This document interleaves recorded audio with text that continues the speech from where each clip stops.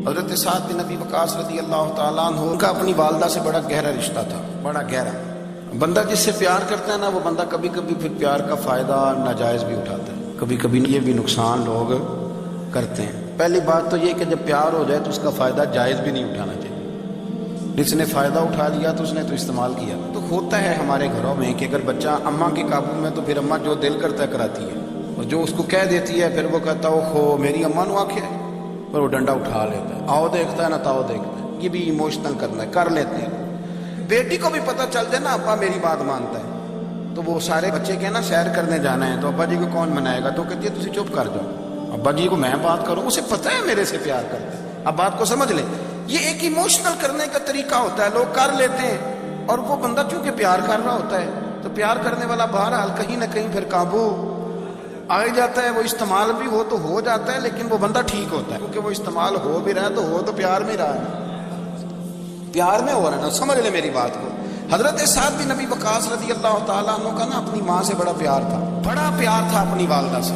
تو حضرت سعد بن ابی وقاص کلمہ پڑھ گئے، اماں جی نے بھوک ہڑتال کر دی، اسے پتہ تھا کہ میرا پتر مجھ سے پیار بڑا کرتا ہے، میں نے بالآخر منوا لینا۔ تھوڑی سی آبادی تھی، ایک گھر کے اندر جو مسئلہ چھڑتا تھا نا اس کا سارے شہر کو پتہ چل جاتا تھا۔ اب کونوں میں گلیوں میں اب باتیں بھی ہونے لگی کہ اس سعد کی ماں ہڑتال پہ بیٹھی ہوئی ہے، بڑا مسئلہ ہے۔ اب پریشر بڑھنے لگا۔ حضرت سعد بن ابی وقاص فرماتے ہیں کہ وہ جو میرے قریبی لوگ تھے نا صحابہ، وہ بھی مجھے کہنے لگے یار کوئی رستہ نکال، ہر چوک میں تیری بات ہوتی ہے۔ کہتے ہیں میں گھر جاتا تو گھر والے بہن بھائی بچے باپ سارے کہتے ہیں یار تیری ماں مر جائے گی۔ اب بہت بڑا ایشو ہے، ہم یہ کہہ دیتے ہیں کہ انہوں نے قربانیاں بڑی دی، لیکن آپ ذرا بات کو سمجھے نا کہ اماں بھوک ہڑتال پہ بیٹھ جائے، ایک انسان کہاں کھڑا ہو جائے گا؟ بدنامی الگ ہے، بحث الگ ہے، سیاںا بندہ مالدار وزادار قبیلے والا۔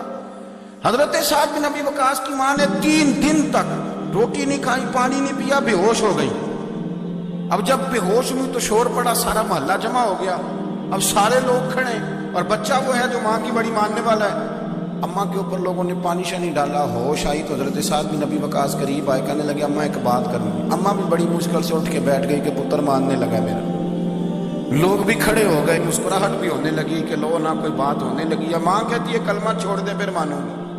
حضرت سعد بن ابی وقاص کہنے لگے اماں سن میری بات، 3 دن ہو گئے، مکے کا کوئی کونا کھدرا ایسا نہیں جس میں میری تیری باتیں نہ ہوئی، اور قبیلے کا علاقے کا کوئی شخص نہیں، لوگوں نے بڑی باتیں کی، اور لوگ جب باتیں کرنے پہ آتے ہیں پھر اوپر تک جاتے ہیں۔ یہ بھی کہا کہ کیا دین یہ سکھاتا ہے کہ ماں بھوکی مر جائے؟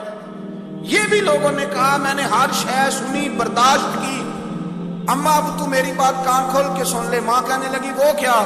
تو حضرت سعد کہنے لگے پیدا مجھے تو نے کیا ہے، 9 ماہ تیرے پیٹ میں رہا، روٹی تیرے ہاتھ سے کھائی ہے، تجھ سے زیادہ بہتر مجھے کوئی نہیں جانتا۔ ماں سن تیری کتنی جانیں؟ اماں کہنے لگی 1۔ تو حضرت سعد فرمانے لگے تیری 1000 جان بھی ہو نا، ایک ایک کر کے ساری نکل جائے تو میں محمد عربی کا کلمہ پھر بھی نہیں چھوڑوں گا۔ ختم ہو گئی بات۔ یہ کیا بات؟ وہ کچا رنگ للاری والا جڑا چڑھدا تے لیندا رہندا، اے عشق تیرے دا رنگ محمد جدوں چڑھ جائے پھر نہیں لیندا۔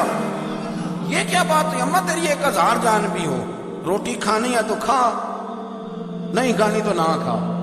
یہ لفظ کہتے ہیں حضرت سعد بن ابی وقاص رو پڑے، آنسو آ گئے، لفظ کہہ کے باہر نکلے، مجمع چھٹ گیا، جس نے جو مطلب لینا تھا لیا، جس نے جو کہنا تھا اس نے کہا۔